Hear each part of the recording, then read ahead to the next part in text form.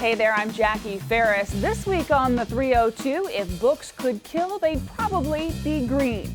We're at Winter Tour checking out the Poison Book Project. It's going to be a killer story, so stick around. The 302 is straight ahead.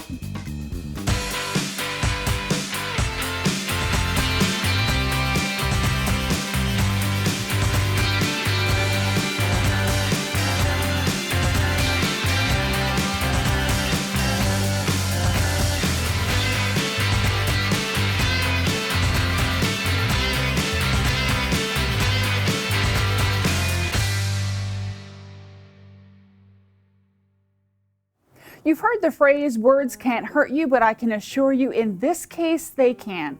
We are at Winter Tour and we're talking about the Poison Book Project. We're joined now by Melissa Tadone. She is the library conservator. Melissa, thank you so much for joining us. Thank you for being here. So this sounds like something out of an Agatha Christie novel or an old-time movie, where a book can actually kill you. It really does. I think that this story actually probably has a lot of appeal for people interested in the Victorian era and detective fiction of that time. We first discovered arsenic in this emerald green book cloth quite accidentally. I was treating a book that had been requested for exhibit. And I just happened to have been reading about arsenic-containing wallpaper. And it made me think, well, this is a really bright green, and I know that there's a bright green pigment that contains arsenic. Could there be arsenic in this book, that's in our collection? And so I'm very fortunate that we have a wonderful scientific research lab here. Mm-hmm. And so when I have questions like that, I have people that I can turn to help me answer them. And so I turned to Dr. Rosie Grayburn, who's the head of our analysis lab, and she was able to use a device like this. This is an X-ray fluorescence device. We call it XRF for short. It's amazing. It looks like a price checker. Yeah, it's basically our ray gun, as we call it. And she was able to confirm that the book cloth contained arsenic. Now, this is not something that's unique or unusual. This green, there are two names for it. One is Paris green and the other is emerald green. And we call it emerald green because the chemists who originally synthesized it in Bavaria back in the early 19th century, that's what they called it. Mm-hmm. So why did they feel the need to put arsenic in the colors? Was it just to boost the pigment, or? That's a great question. This type of green, it was really the first really light, stable, brilliant green pigment. Before that, green organic dyes were used, and they faded really easily in light. They became very muddy.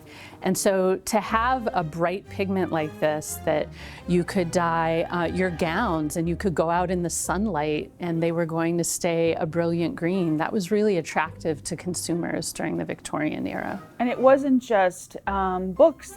You had mentioned gowns and wallpaper.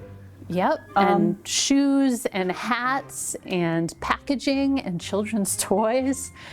This color, this really bright, brilliant green really set off a craze for the color green in the mid-19th century. So you find just by looking at it, were you handling the object, just kind of looking at it and it came off on your hand, you're like, what's this? Sort of. I was looking at it under the microscope, mm-hmm. and so I was probing it with a tool, and because I was looking under the microscope, I could see very, very tiny particles of the pigment shedding off. And that surprised me because I had never seen that happen with other colors of book cloth mm-hmm. before. And it also worried me because if it contained arsenic, we certainly didn't want to see that pigment shedding all over our, surfaces. Now, is it just shedding, or is there like a gas of some kind that, like you mentioned the wallpaper? If you have this old wallpaper in your house and you're thinking, oh, it's cool, I have this antique wallpaper, you could be slowly poisoning yourself. You could. So in order for emerald green to off-gas, that toxic gas, you need one of two things. You either need acid or you need a particular type of mold that actually digests the pigment and then releases this arsine gas. And in 19th century London, that's what was happening. England has a very damp climate, and so people's homes, mold was growing on the wallpaper, and then they were breathing it in and they were getting sick from that. So breathing it in, but as far as handling it, I mean, is there something that, do you get like an ulcer on your skin or a sore? Well, you'll notice I'm wearing gloves. Thankfully. And yes, it can cause skin problems and ulcers, rashes. That's usually the first sign. It's my understanding that it takes quite a bit of exposure to the skin for that to start. But also, different people have different levels of sensitivity to arsenic. And so, when it comes to our staff and our researchers and our students, we really want to completely eliminate any risk of anyone having any kind of reaction. Definitely. So you found one book, but then it led to more, and we're going to talk about that when we return.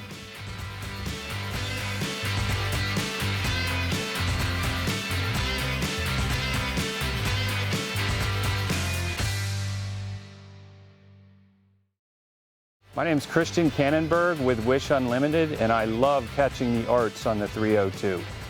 Welcome back. We're at Winter Tour, and we're talking about poison books, and I'm joined by Melissa Tadone. Now, Melissa, the Green Book or the Poison Book Project started with one book, but it involves a lot more because you found more, right? Yeah, we absolutely did. So after we found that initial book, the question became, is this one random, strange book bound in emerald green book cloth, or are there more out there?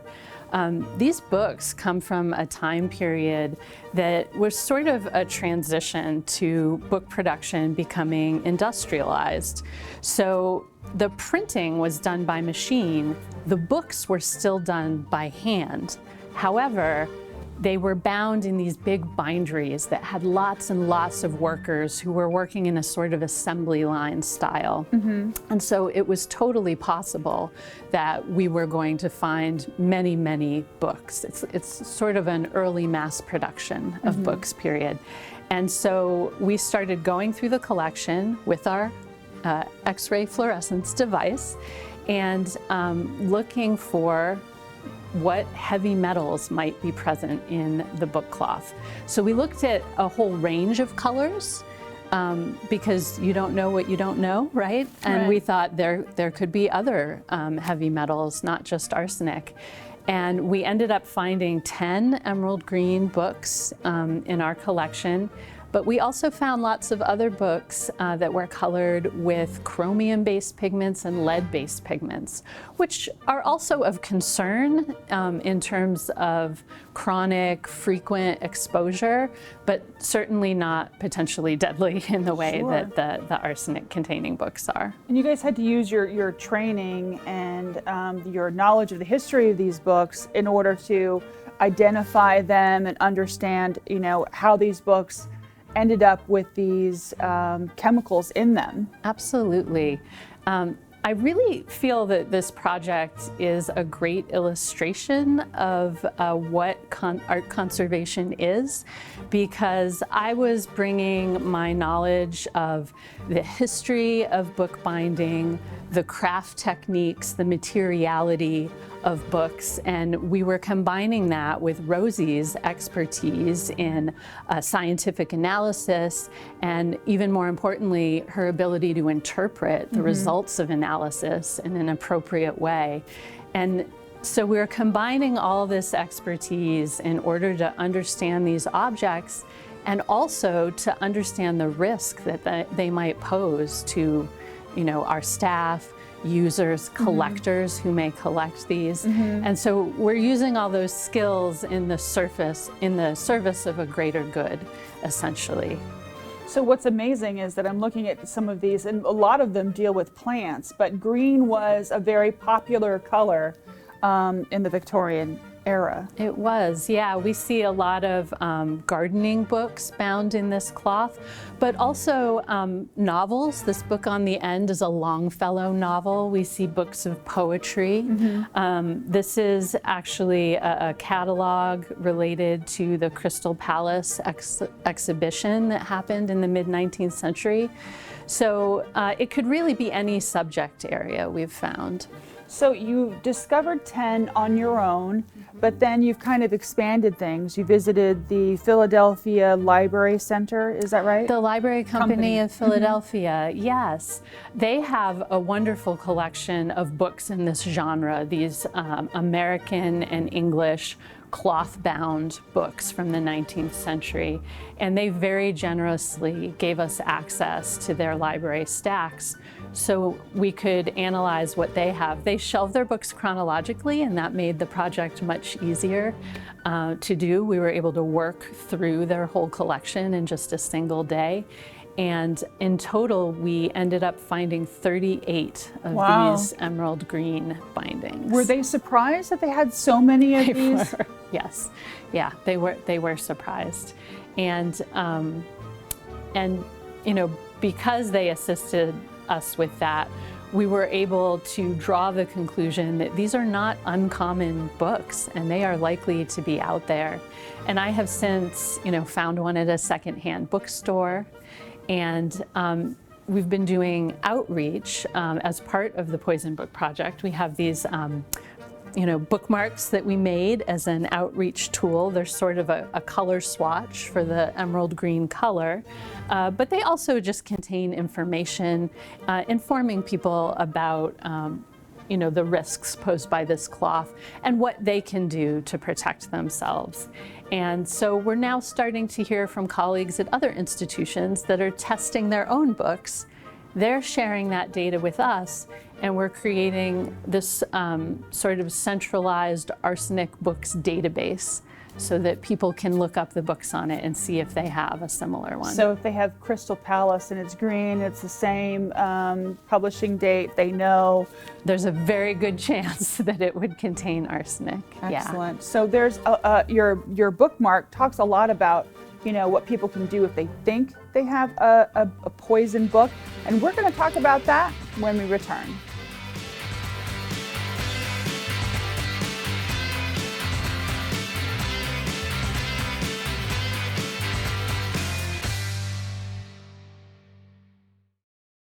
Hi, this is Heather Campbell Coyle, Curator of American Art at the Delaware Art Museum. Check out the 302 to learn all about what's happening in arts and culture in Delaware. Welcome back. We're at Winter Tour, and we're talking about the Poison Book Project. And Melissa, I have a question for you. You know, when you're going through this and you discover one after another, you have to come up with like protocols and ways to handle these books and ways to store these books to make sure that, yeah, we know that they can be deadly, but we don't want anyone to be harmed. So what do you have to do to make sure that you preserve their history without, you know, hurting anybody? That's a great question. So our first concern was to make sure that nobody touches them with their bare hands. And that's because we did some testing that showed that when we handle the books, the arsenic actually offsets pretty easily. Mm-hmm. And so we didn't want the arsenic offsetting onto people's hands, having them rub their eyes or their mouth, or eating anything. Mm-hmm. And so number one is to wear gloves like the ones I'm wearing. These are nitrile gloves that you can get at any drugstore or, you know, hardware store. And then we've also placed them in these zip-top polyethylene bags to prevent anyone from accidentally touching them. And these are the only materials that we store in plastic bags like this. Mm-hmm. So it's a signal that there's something different about these books. We also put warning labels, you know, explaining that these contain arsenic and should not be handled. For somebody that's new, and you're like, oh no! Exactly. Or in a disaster salvage situation, if we had a hurricane or a flood or something like that, you know, we would want any salvage workers to know that these have to be handled in a special way. Some of the books that we found were in our circulating collection, so they could have been checked out and taken home. And we've now moved those into our rare book collection, and we don't allow them to leave the building anymore. So the people at home, they have a bunch of questions, I'm sure. First of all, how much exposure to one of these books does it take to feel symptoms? We don't really know yet because different people have different sensitivity to arsenic. So definitely you would not want to lick any of these books. That could kill you if you ingested that amount of arsenic. We did some what's called quantitative testing. That's testing to give us numbers about the amount of arsenic present. And we found out that in a book about this size, there is enough arsenic to kill 5 average-sized adults if they ate the book. No one's going to eat their books, but we are concerned about chronic exposure. And this emerald green pigment, it's an inorganic compound, and we don't metabolize it and excrete it from our bodies. So the more you ingest, the more it can build up in your system. So definitely, chronic long-term exposure is a concern. So if somebody has a question, and correct me if I'm wrong, Winter Tour has I guess, workshops or appointments that you can make where, if I have, this fruits and flowers book here at my house on my bookshelf, I can bring it to you and say, is this a poison book? Absolutely. We call it Conservation Clinic, and it's held about 6 times a year. And any member of the public can call and make an appointment. You get a 30-minute spot. You can bring up to 3 objects with you. And it's not just for books, it's for any materials that you might be interested in learning about how to preserve. Now we should probably, if we have something like this on our shelves, put it in can we put it in a Ziploc in our home? Will that do? Absolutely. Okay. Like a Ziploc food storage bag would be fine initially. It's really just preventing that skin to book contact is the most important thing. Now I had read that part of the reason why arsenic was used in some of these books, and it could just be a rumor, that's out there on the internet, because you can believe everything on the internet, Right. Is that to keep rodents from eating books. Is that a real thing, or is that just some speculation along the way? Well, it's at least half right. I don't know if people were making book cloth specifically with arsenic in it because they were thinking about insects. I think they were probably thinking more about the very attractive color and how that would make an attractive retail product. But this emerald green pigment was actually sold as a rat poison and an insecticide. So certainly Victorian consumers knew that it had that function. Yeah. So has there ever been a case, this is for all of our mystery lovers out there, has there ever been a case where someone has been murdered by a green book, or that you're aware of? I have been looking. Oh, see, this is not an unusual question. No, absolutely not. And I'm a huge fan of mysteries and detective fiction myself. I haven't found any historical accounts of using a book to murder someone. I found one account of an accidental poisoning that happened in New York where a little boy was using a book that was covered in emerald green paper. And he was using it as a watercolor palette. So he was like licking his paintbrush and swirling it on the cover of the book. And he did recover. Oh, good. But he had 3 agonizing days of terrible pain and really terrible symptoms before he was able to recover. And so far, that's the only historical account of poisoning by book that I have found. That's amazing. So if someone wants to know more about the work that you do here with the poison books, where can they go? I know there's something on the website, right? Absolutely, yeah. So on the Winter Tour website, we have a wiki, and that is our main project page, and we update that frequently because the research is ongoing and we're discovering new things. It feels like, practically every week. And so we update that page frequently. And Folks can find instructions for requesting a free bookmark on that site, and then the bookmark also links back to the site as well. And there's a lot of helpful information on there. There is health and safety information as well as the list of the arsenical books that we've found so far. Well, Melissa, thank you so much for sharing all of this with us, and continued success in your search for poison books. Thank you. Be safe, be careful handling green books. Definitely. We'll be right back.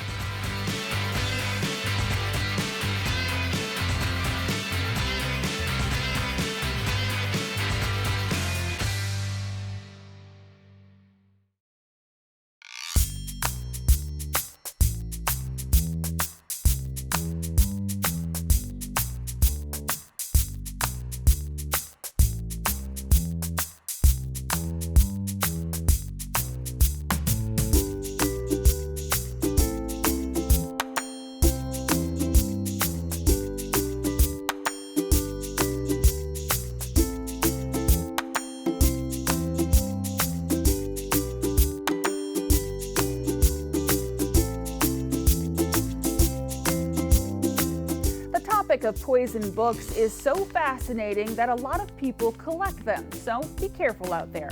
For more information on Winter Tour exhibits and other offerings, you can visit wintertour.org. That'll do it for this week's episode of The 302. We're going to leave you with some beauty shots of the grounds outside. Until next time, I'm Jackie Ferris. Tell them you saw it on The 302.